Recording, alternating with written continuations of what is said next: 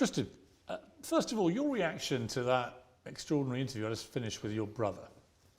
I think that was one of the best interviews ever conducted with Andrew. I don't know how hard you're going to go on me, so perhaps I'm making a mistake saying this. I like how you challenge your guests. I like how you seem to have a very impartial opinion on people. You don't judge things one way or another before you go into the interviews. And I think that made the interview with Andrew very interesting. I'm very excited to see the public response. I mean, like I said to him, I'm not here to convict you or otherwise. I don't know if you're guilty or not of the charges laid against you. We'll establish that in a trial. Or otherwise. I mean, it may not even go to trial. No, it might not. I mean, it seems to me there's been an interesting relaxing of restrictions against you and your brother, really, from the time you were put in prison at the start of the year. What do you read into that? Well, if you understand how the Romanian justice system works, again, I have to be very careful what I say. The pressure to put us in jail comes from not organizations. There are many great people who work at organizations like Tate, which is the organization investigating us, but it comes from individual prosecutors who I am very much a trophy for, I would say. So the absolute obsession with putting me in jail comes from these people, but these people have nothing to do with judges, you see. At the end of the day, if you investigate me for a year and a half, throw me in jail, drag my name through the mud, eventually you're going to have to come up with a file of evidence and show it to a judge. So the people who keep letting me go are the people who've seen that file of evidence and don't have a motivation to keep me in jail. So that's it broken down as simply as I can. In the BBC report of the prosecution files, they quote you as saying about the women who worked on your webcam business, I'm going to slave these bitches. I'm going to make them work even more hours and hours and hours. I work these bitches like slaves. Slave work, minimum 10 or 12 hours a day. That is not true at all. So you never said that? No. Or you said it sarcastically? No, I didn't say it sarcastically at all. That is about my ex-girlfriend cleaning my house. So what you have to understand is when you go through a man's phone, you have 4 years and hundreds of thousands, millions of messages to everyone he's ever spoken to. Now, this is about human trafficking, my accusation. So anyone coerced, anyone forced, anyone tied up, anyone kidnapped, anyone sold, anyone moved, none of that is in any of my WhatsApp conversations. But Tate and the prosecutor essentially can eliminate parts of the conversation that he says are not relevant. Now, if you look at the timings between the messages on all of these conversations that look very bad, he's deleting various things, a lot of LOLs and a lot of ha-has, because believe me, if you were to read mine and my brother's conversations, even right now, you could probably accuse me of conspiracy to commit murder because of the stupid things that we talk about. I was talking about... Conspiracy to commit murder? I mean, Andrew, I'm going to kill you when I get home. Like things like this, which can be used, in a very negative way. But you accept you've used language about women? Loads. I've used worse language. But how do you feel about that? Now it's all been laid bare. Well, it's very unfortunate that I think this conversation is 3 years old. I think our house was messy after a party, and I was saying, "Oh yeah, she's my slave. Don't worry, I'll get her working." Do you regret using language like that? No, I don't, because really, well, last week my daughter's mother sent me a photo of her drawing on the wall with crayons. And I said, ha ha ha, I'm going to kill her when I get home. Now, you could delete the ha ha ha because you feel that's irrelevant because you're the prosecutor, and you can arrest me and all my friends and throw me in jail for conspiracy to commit the murder of children. You could do that if you wish. But that's not the way I meant it. No, but I'd ask a different question. Yes. I would say when your daughter grows up, yes, how would you like it if another man spoke about your daughter by saying, I'm going to slave the bitch, I'm going to make her work even more hours and hours, I work this bitch like a slave. If someone said that and you saw it actually in a message they sent about your daughter, how would you feel? Well, that's not the best message to have sent, and there's lots of locker room talk. So you regret it? I regret that. You either regret it or you don't. No, I don't. I regret that it became public because, the way men speak to each other, if I were to go through all of your WhatsApp messages, I don't know what I'd find. And I also you wouldn't mind if a man spoke that way about your daughter when she's older, you wouldn't mind? Or you would mind? Of course I would mind, but it depends on the context of the relationship. Do you think it's disrespectful? The girl I was talking about cleaning my house at the time, I'm no longer with her. And also, this conversation is not about anyone who's listed as a victim in the file, which is a very important distinction to make. The girl I was talking about, I was very in love with at the time. I had a very great relationship with at the time.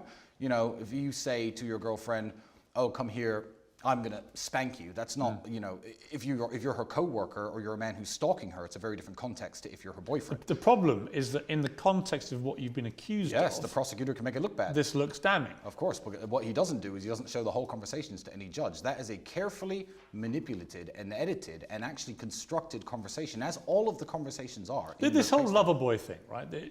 The suggestion is that you and Andrew, basically, you're two good-looking, fast-talking, smart guys, right?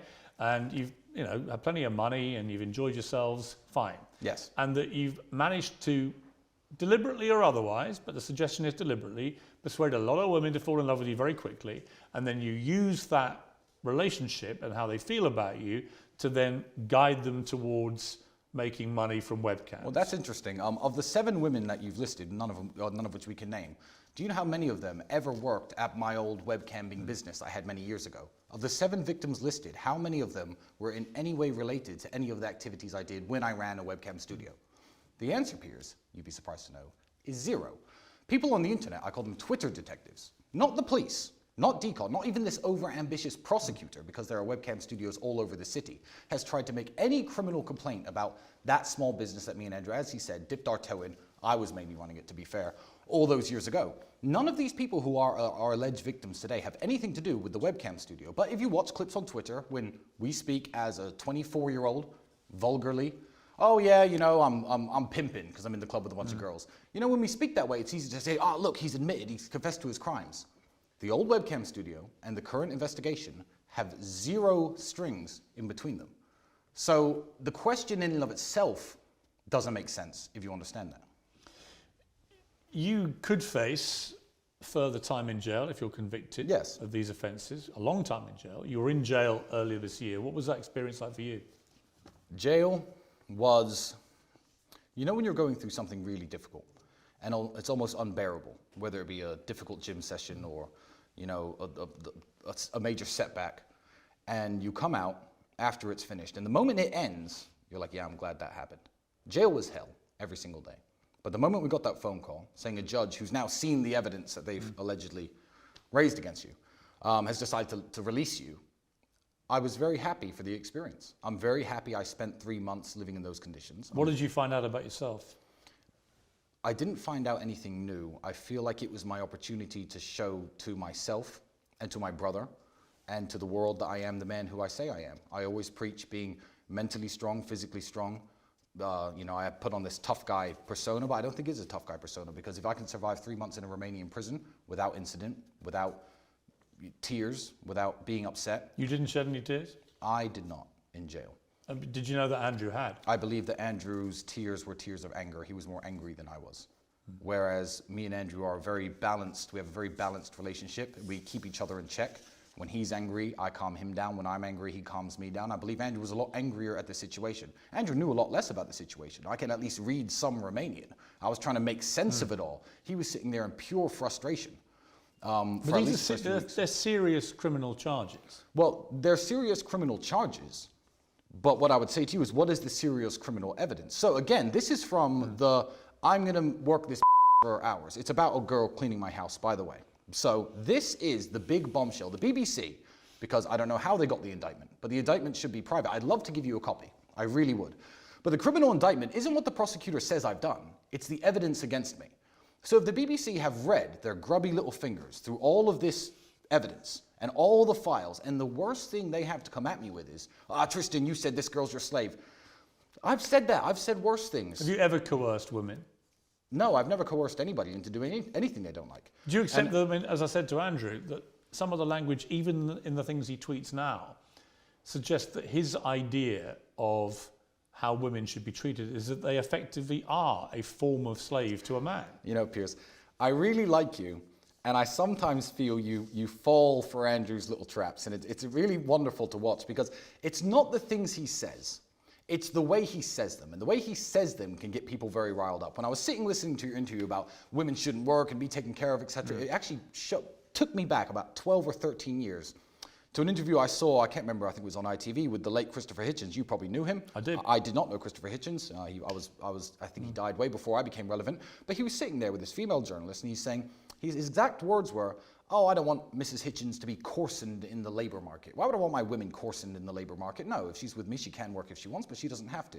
Now, he was not labeled the world's biggest misogynist. He was actually hailed as an intellectual in his time. I read all of his books. I used to be a big fan of his.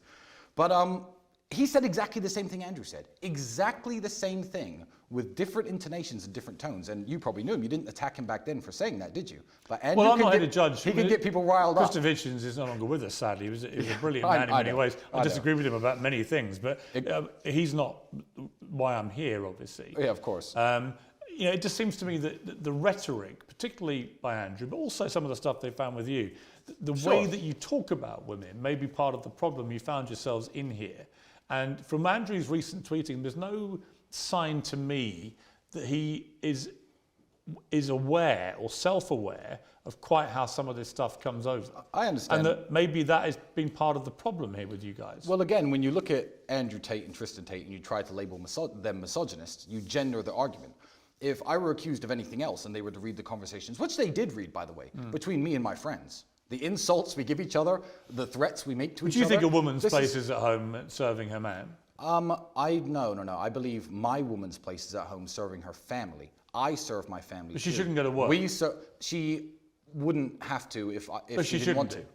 If I wanted her to and she wanted to and we agreed as a family. If you wanted her to. If we agreed as a family. What if you don't want her to but she does? Well, in the same way that if I was working a normal job and I got a promotion, that would mean that I move out of the city or we move as a family, we'd sit there and discuss it as a family. I don't believe that there's one rule for every single family. I don't see... Yeah, but Andrew does. I don't see in the future my woman working, no. Because I think I could take care of my woman and I could take care of my family. You wouldn't be... I don't think you'd be with a woman who wanted to work, right?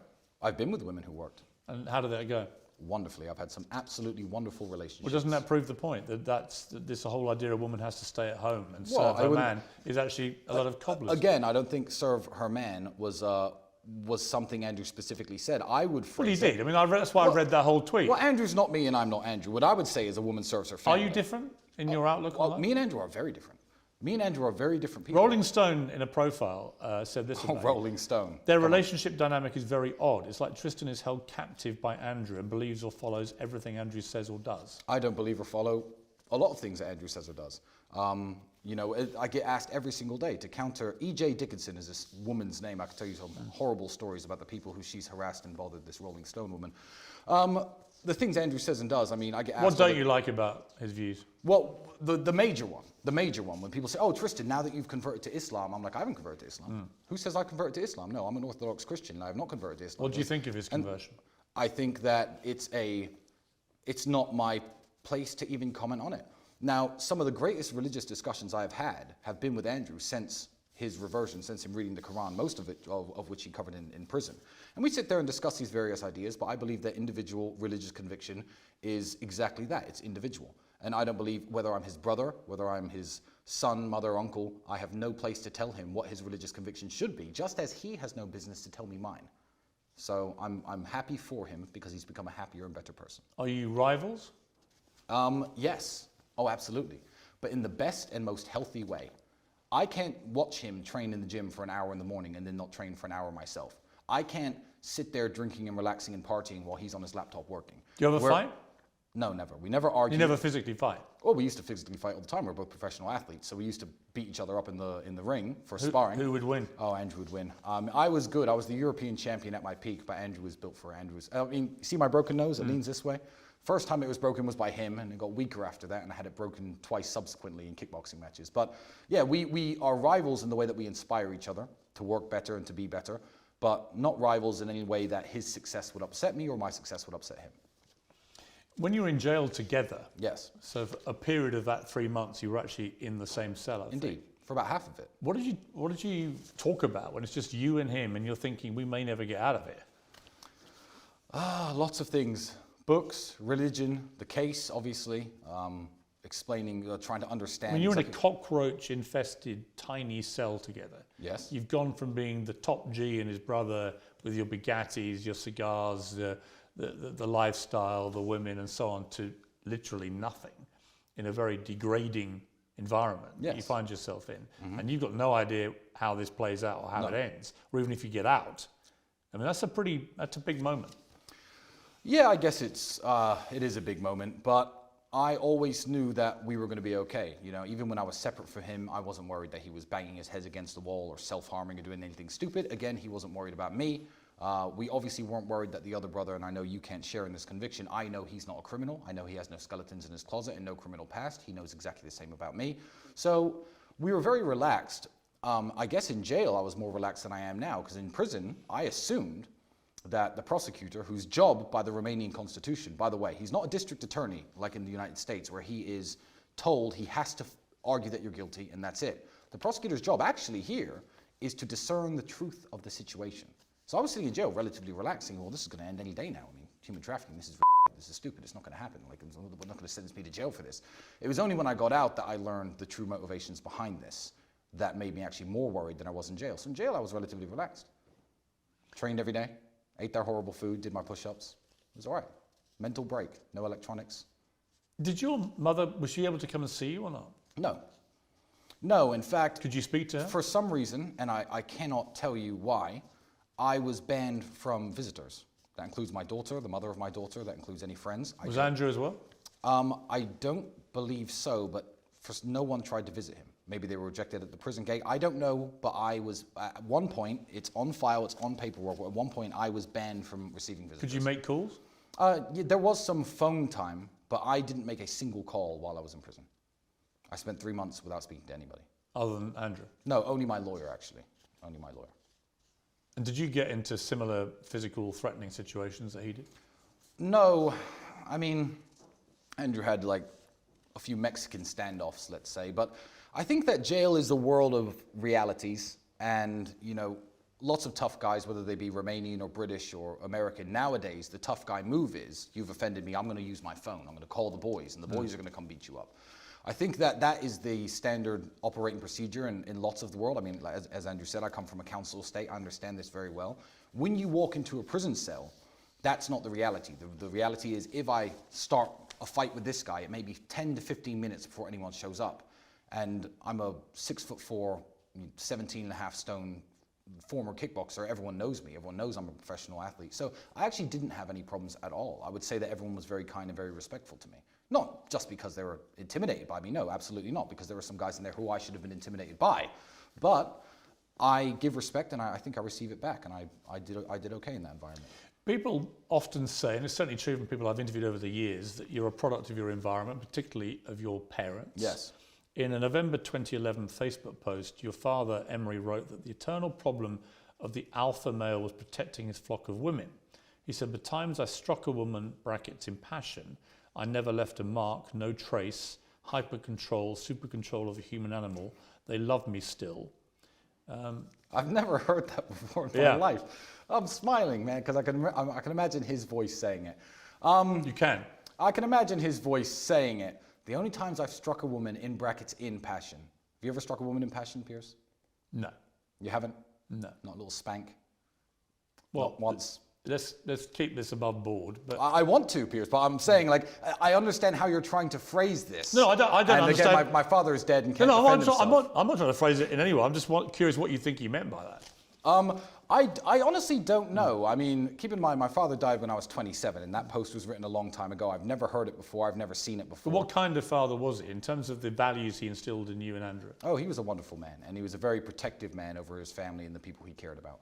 I mean, they got divorced many, many years ago, but even with his dying breath, he would have jumped in to fight 10 men to defend my mother and her honor.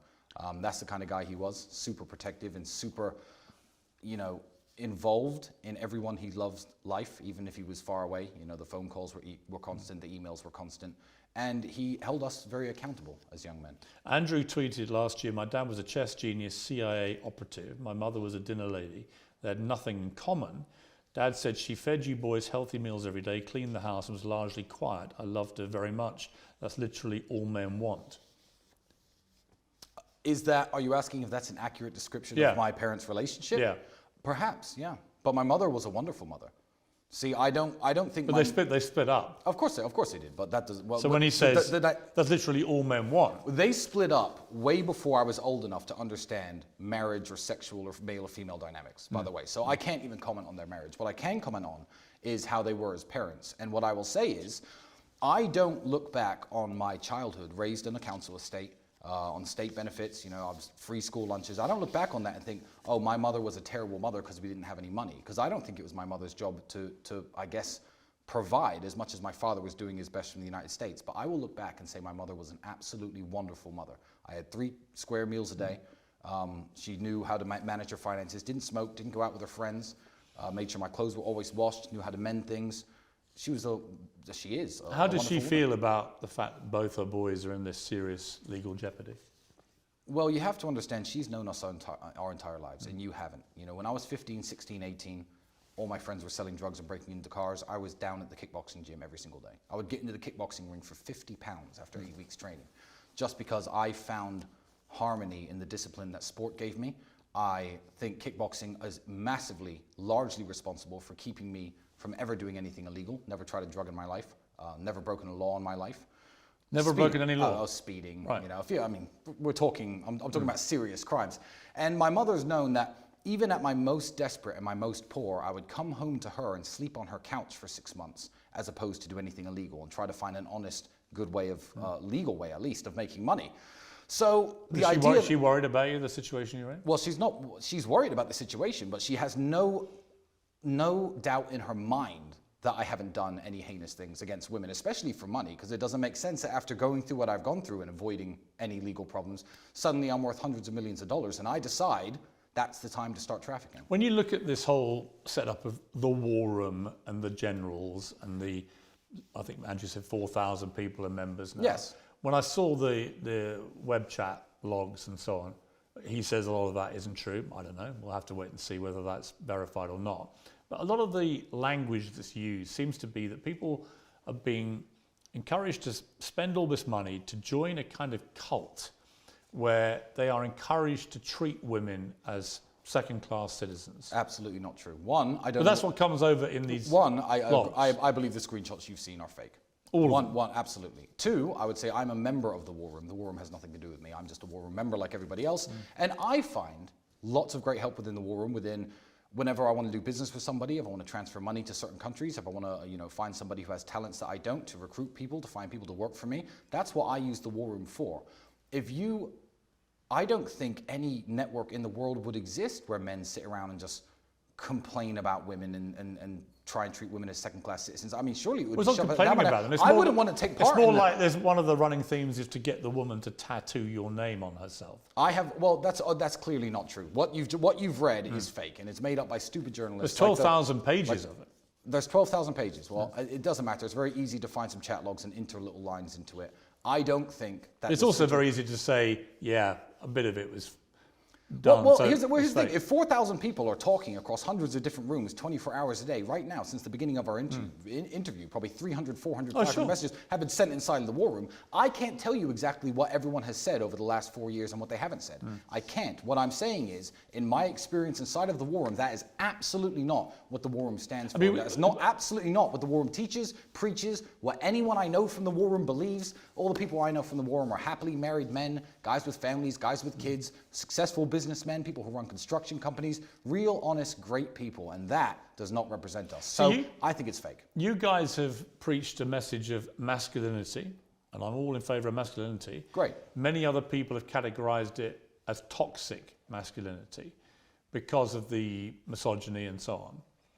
Do you feel that maybe you have collectively gone too far in the misogyny, and that has been, again, one of the reasons you find yourself in the problems you're in? Well, again, when I say...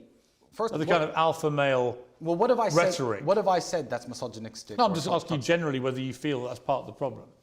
I don't think that's part of the problem. I don't think it is a problem at all. I think that when somebody has been speaking on the internet for a decade, you have to understand that, first of all, lots and lots of content is produced, and it's very easy to cherry pick and to take things out of context. Sure. And number two, the man speaking on the internet 10 years ago is not the man being interviewed by you today.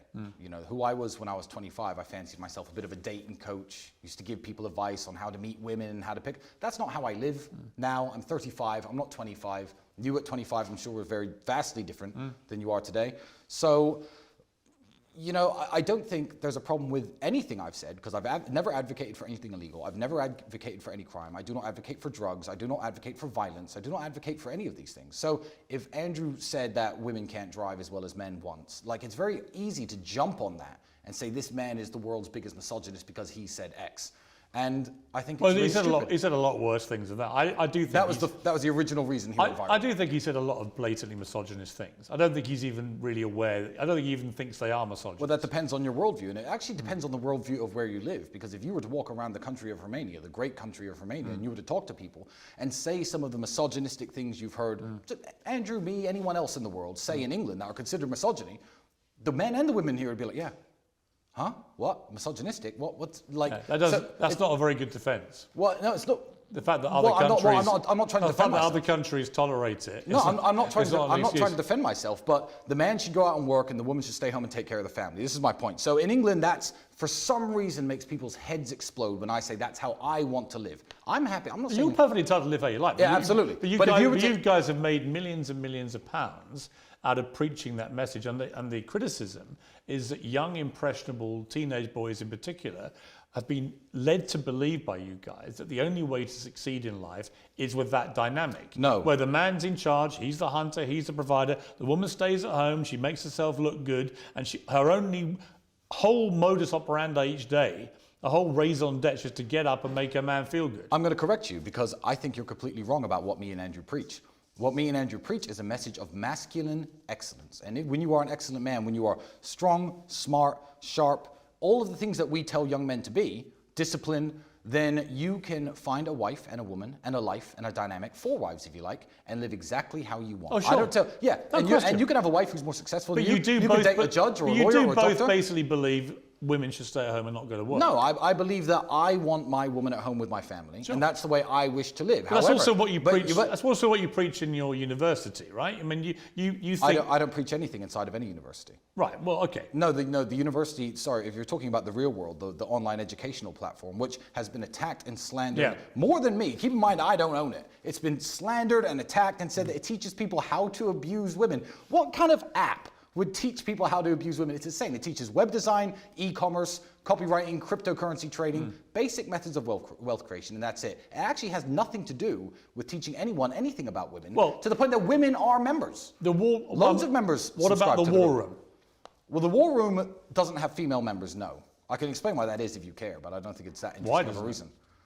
Well, I would say that I don't have, or my brother, or any of the men in the war room don't have any business telling women how to be women. You see, we're not misogynists. If we were to get women into a group and say, hey, women, you need to be like this, you need to be like that, no. Andrew tells women how they should be all the time, including a lengthy tweet I read to him. It was only last week, and that's my point. I read that whole tweet for a reason. Yes. That it went on and on and on, and honestly, it was just blatantly misogynist. Yeah, but people can take that or leave it. This is Twitter. That's a public But forum. it doesn't make it not misogyny. Well, and you guys, and here's where your massive reach and influence becomes problematic to me. Because I see on the streets, when I walk around in London in particular, the number of kids who come up to me all starry-eyed about the Tate brothers, right? And they're like, top G and blah, blah, blah, blah, blah. But they're being conditioned to think by the constant rhetoric, mainly from Andrew, but I don't think you're particularly that different in your worldview of how women's place in the world should be, that they're led to believe that if a woman wants to go to work, there's something wrong with that. And we're in a very different place now than where we were in the 50s.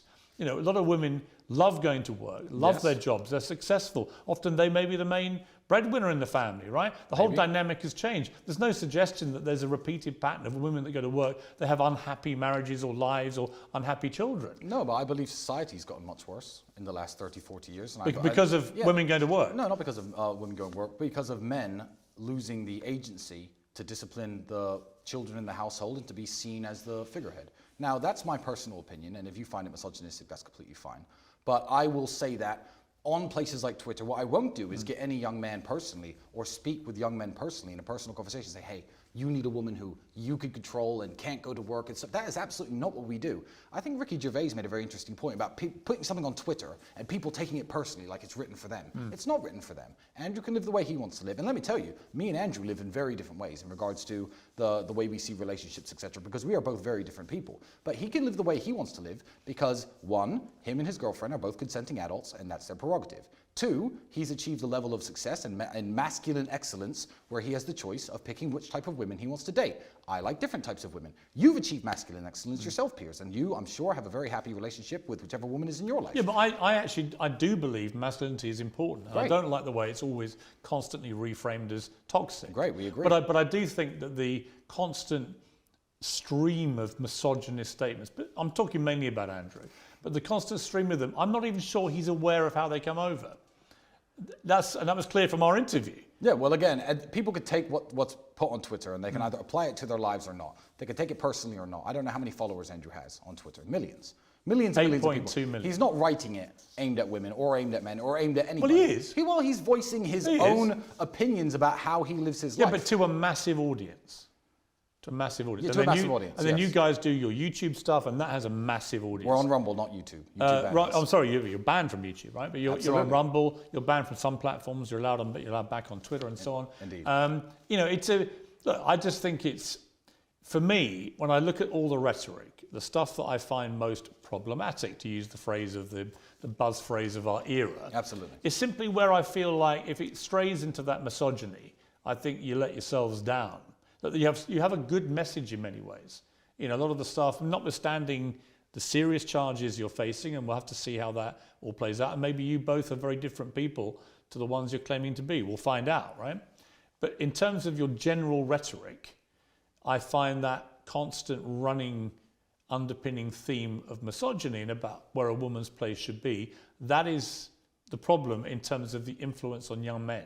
They shouldn't all be walking around thinking that a woman's place is only in the home serving their men. And that somehow their only thought process each day, women, should be, how do I please my man, not can I get a fulfilling job or any of those things. But no, you stay at home, self-improvement, make yourself look good, obey his instructions, all that kind of stuff. But Andrew talking about the way that he wants his relationships to work. He's entitled. He's entitled to what it. No, advocating and forcing for the whole world to see things his way. Yeah, but that's the delusion because. Well, no, because you can say he only wants that for himself, right? And by the way, he's allowed any relationship he wants. But when you pretend that when he says those things, they're not amplified to literally tens of millions of impressionable young men. But here's why you're wrong. Then you know that's not true. Well, here's why you're wrong, because you assume that Andrew Tate, for some reason in this conversation, is the only influencer in the world and the only person people listen to. Because he's not at all. Not at all. The internet. I'm going to tell you, he's one of the most influential. Yeah, no, he absolutely is, and that's great. And that's the part of his influence that I think is a potentially malevolent. Great, and it's wonderful and good, and you don't have to like it. But let me tell you, every force has an equal and opposite force somewhere else. So on X, Elon has now legalized free speech on that platform. So there are differing opinions on every single aspect of life, including how you want to date women, what kind of music you should listen to, what kind of cars are good, what kind of whatever it is. So for every Andrew Tate out there's some feminist OnlyFans model who lives in Florida who makes rap music who's saying that men are nothing and men aren't shit. So the people who are listening to Andrew Tate aren't listening to Andrew Tate. They're listening to the internet as a whole. And I believe Andrew's message